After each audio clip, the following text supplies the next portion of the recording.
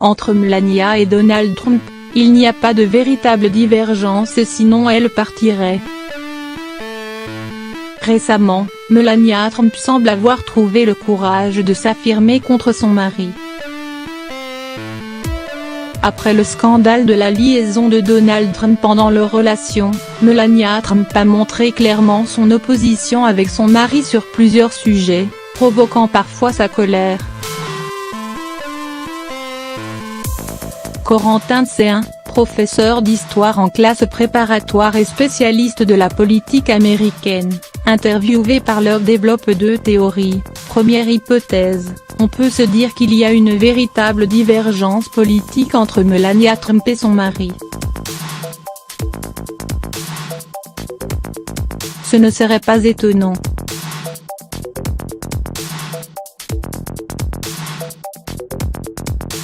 Ils n'ont pas du tout le même parcours, le même âge, etc.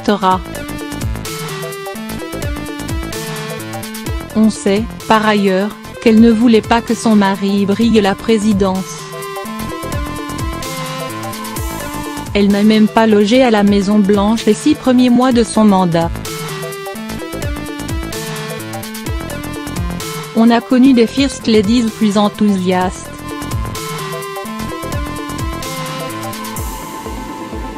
Depuis Betty Ford, en 1976, il y a une répartition des rôles, le président fait de la politique et la First Lady se choisit un cheval de bataille sociale.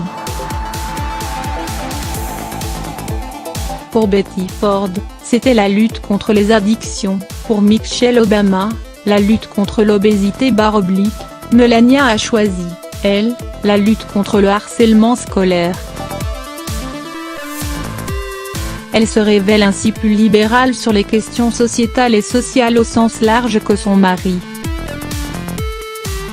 Mais elle pourrait aussi bien se montrer plus calculatrice et servir les intérêts de son époux. À la politique très controversée, c'est une répartition good cop bad cop. D'un côté, il y a Donald Trump avec son style brutal, volontairement clivant. De l'autre, ces petits écarts de Melania Trump. Sauf que si on fait le bilan, cela reste minime.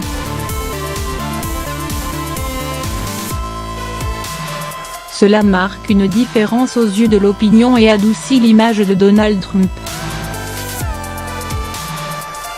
Mais en aucun cas il n'y a de véritable divergence.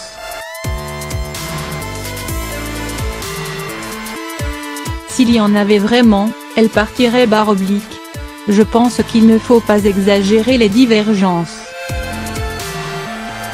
Il faut se demander si elles ne sont pas instrumentalisées par la Maison Blanche, dans un cadre de communication politique.